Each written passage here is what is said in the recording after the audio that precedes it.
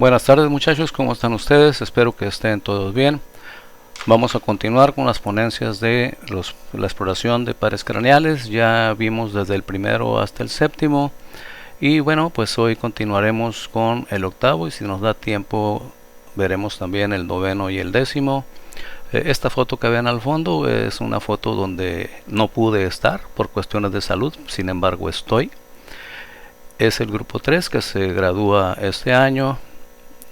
Para los cuales pues va un abrazo muy afectuoso de mi parte.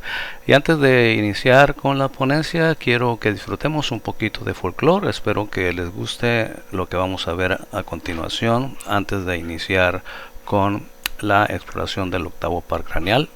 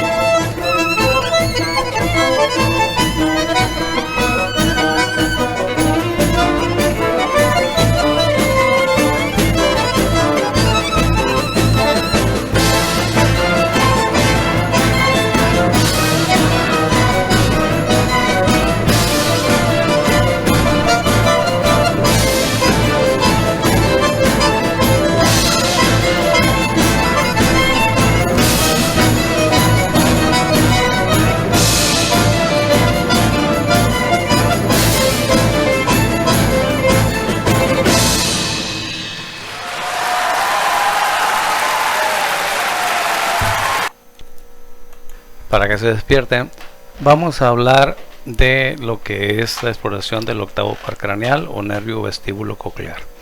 Para poder hablar de esto, yo necesito que ustedes se acuerden un poquito de la anatomía de las vías auditivas y me voy a permitir poner esta imagen que nos habla pues de las estructuras que componen el oído externo, al oído medio y al oído interno. Empezaremos desde luego por el pabellón auricular. No me voy a meter en cuestiones banales como son las partes que conforman el pabellón auricular, el hélix, el antihélix, el trago, el óvulo, etcétera. Eso lo deben de saber ustedes perfectamente. Y deben saber perfectamente que el conducto auditivo externo inicia en el meato auditivo y termina en la membrana timpánica. Este conducto auditivo externo va de afuera hacia adentro, de arriba hacia abajo y de atrás hacia adelante. ¿Okay? Repito, de afuera hacia adentro, de arriba hacia abajo y de atrás hacia adelante. Es decir, no tiene una ruta netamente recta ni tampoco horizontal, sino sinuosa y oblicua.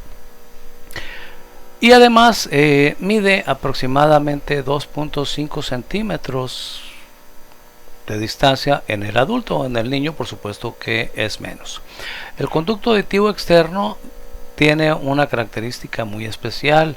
Su mucosa tiene cilios y además tiene unas células especiales que ustedes se acuerdan, producen una sustancia que se llama cerumen, que nosotros conocemos vulgarmente como cerilla. Y esta sustancia llamada cerumen o cerilla es importante que se produzca por diferentes motivos. El primero de ellos es porque facilita la llegada de las vibraciones de las ondas sonoras a la membrana timpánica, es decir, lubrica el conducto auditivo externo y hace que se deslicen las ondas sonoras y lleguen más fácilmente a la membrana timpánica. Otra cosa es que el cerumen, y ustedes por ahí lo habrán comprobado, huele mal y sabe mal. Si no me creen, los invito a que por ahí prueben la cerilla, pues de preferencia la de ustedes mismos, y se darán cuenta que es bastante amarga. Sí, yo lo he hecho. Es bastante amarga y huele pues feo. ¿Okay? De hecho, un oído que no tiene cerilla no es un oído normal. Y un oído que tiene cerilla, mientras no tenga tapones, no es un oído sucio, es un oído que pues está produciendo cerilla o cerumen, que es normal. La bronca es cuando acumulamos cerilla por acá, es porque no nos bañamos, no nos limpiamos bien. Eso sí es ser cochino. Bueno, todo está bien mientras no se formen tapones de cerumen. Y si ustedes no quieren que se formen tapones de cerumen, no utilicen cotonetes.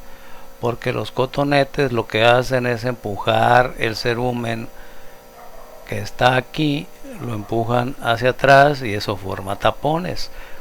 Dirán ustedes, ¿esta es clase de anatomía, de higiene o qué? No, es clase del octavo par craneal, pero ustedes se van a dar cuenta de la importancia de lo que les estoy mencionando ahorita conforme avancemos en la clase. Bien, este es el conducto auditivo externo. Esta es la membrana timpánica. La membrana timpánica no tiene una posición completamente vertical en relación al conducto auditivo externo, sino que tiene una posición oblicua formando un ángulo agudo en su parte inferior, que es este que ven aquí. ¿Okay? La membrana timpánica tiene un grosor aproximado de 100 micras, es decir, la décima parte de 1 milímetro. O sea, es sumamente frágil, es sumamente delgada, pero también es sumamente resistente por las estructuras de tejido conectivo que la conforman. Y tiene una situación o tiene una función muy especial: vibra. Al vibrar lleva las vibraciones al oído interno. Al oído medio. El oído medio es esta cavidad que está aquí,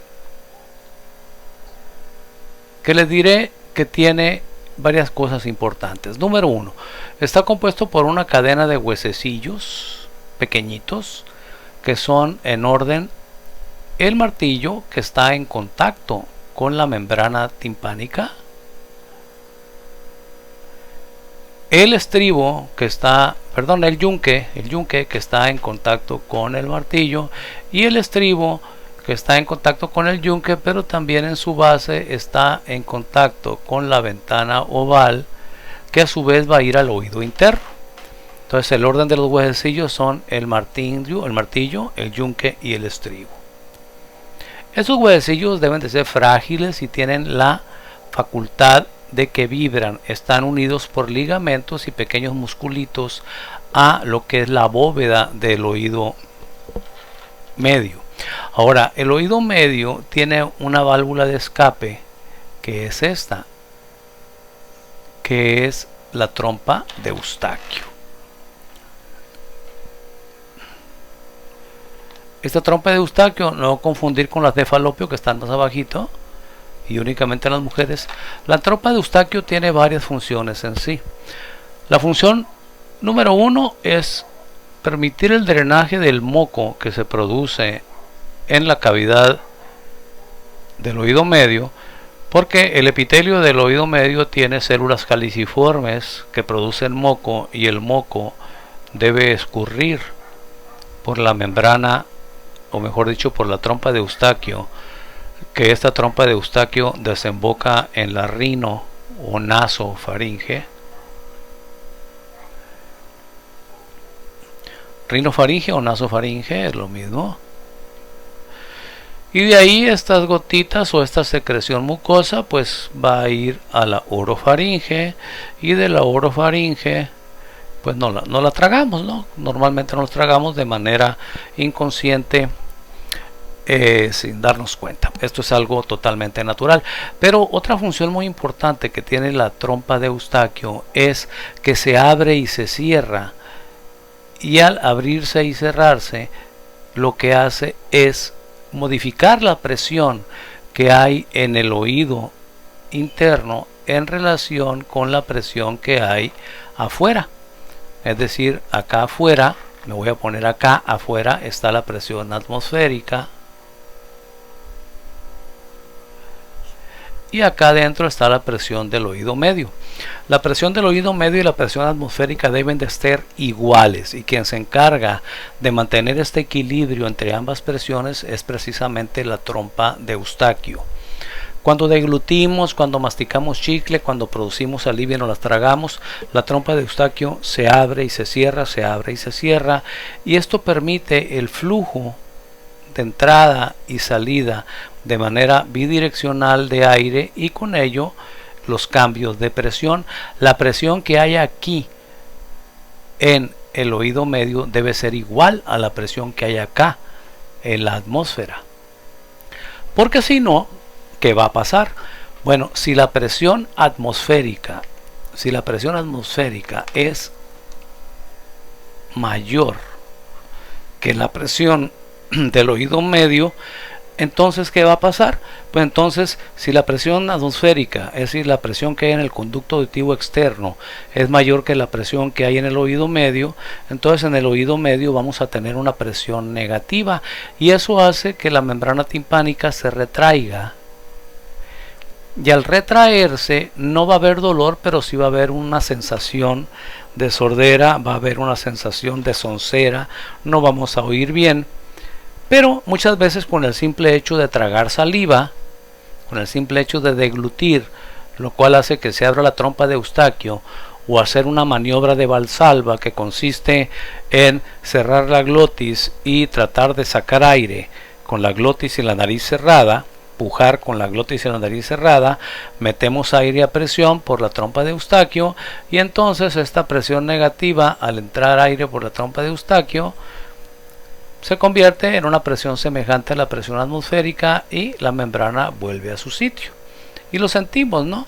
Inclusive escuchamos un crack que hace la membrana cuando vuelve a su sitio. No hay dolor, hay soncera, pero es fácilmente corregible. El problema es cuando la presión del oído medio es mayor que la presión del oído externo, o que la presión atmosférica, porque entonces si la presión del oído medio es mayor que la presión de la atmósfera, eso quiere decir que la trompa de Eustaquio está obstruida, no está funcionando, y esto nos va a generar, póngase a pensar un poquito, que si la presión del oído medio es mayor que la que hay acá afuera, ¿qué va a pasar con la membrana timpánica? Se va a bombar y esto desde luego nos va a generar mucho dolor. ¿Por qué? Por la presión que hay en el oído medio. A esta situación en la cual la presión del oído medio es mayor que la presión atmosférica se le llama barotrauma. Y esto es frecuente en los buzos, por ejemplo, cuando suben rápidamente a la superficie, un buzo que se mete a profundidades pues importantes en el mar, en donde la presión pues es bastante diferente a la que hay arriba. Sí, abajo la presión es bastante más alta que arriba. Acuérdense que entre más abajo estemos, la presión es mayor. Entre más arriba estemos, la presión atmosférica es menor. Entonces un buzo que sube rápidamente cambia de presiones rápidamente y eso lo puede generar un barotrauma, o bien cuando viajamos en avión, sobre todo en el descenso, nos puede generar estos cambios. Y en el barotrauma se genera un dolor muy importante que pues muchas veces es tan intenso, tan importante y tan insoportable que pues tenemos que acudir al otorrino para que nos haga un agujerito en la membrana timpánica y pueda salir el aire. Pero bueno, esto ya corresponde a lo que es exploración de oído. Aquí, volviendo al tema de lo que es la exploración del octavo par craneal, lo que les quiero proyectar es que el sonido normalmente debe entrar por un radar que es la oreja, que es el pabellón auricular, que lo lleva al conducto auditivo externo, del conducto auditivo externo a la membrana timpánica, que si está en buena posición y buenas condiciones vibrará. Esta membrana timpánica hará vibrar la cadena osicular de martillo, yunque y estribo.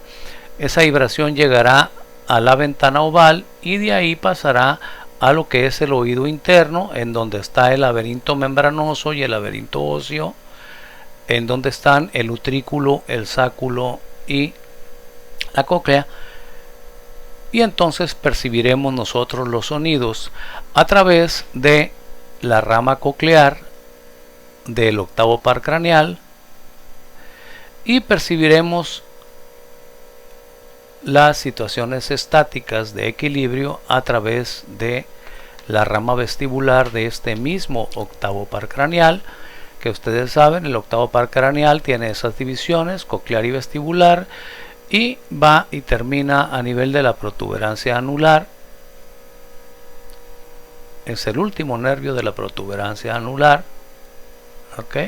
Y a la corteza auditiva, donde se interpretan tanto el sonido como la estática. Bien, esto es pues un esbozo anatómico de lo que se refiere al octavo par craneal. Continuando con la explicación, este octavo par craneal o nervio vestíbulo coclear es 100% sensitivo, está relacionado con la audición y con la estática. Su origen real, bueno, el nervio vestibular conduce los impulsos nerviosos desde el utrículo y el sáculo, que proporcionan información vinculada con la posición de la cabeza. Vamos a explicar esto. El nervio también conduce impulsos desde los conductos semicirculares que están en el utrículo, que proporcionan información vinculada con los movimientos cefálicos. Por otro lado, el nervio coclear conduce los impulsos nerviosos vinculados con el sonido desde el órgano de Corti, que es donde inicia el nervio coclear en la cóclea, llevándolo por las fibras de este nervio hasta la región de el puente. ¿Ok? El origen aparente de este nervio octavo par craneal o vestíbulo coclear está en el surco bulbo protuberancial, decíamos es el último núcleo de la protuberancia anular, por fuera del nervio facial y del intermediario de Griesberg. Protuberancia anular, aquí está el nervio, va hacia la región del utrículo, el sáculo y hacia la cóclea. Tenemos que hablar de lo que es la perilinfa y la endolinfa, y ahorita vamos a hacerlo. La vibración captada por la perilinfa se traduce en impulsos nerviosos por la acción del órgano de Corti, que es el nacimiento de el nervio coclear. Se transmiten por el nervio coclear y este hace sinapsis en los núcleos cocleares de la protuberancia anular.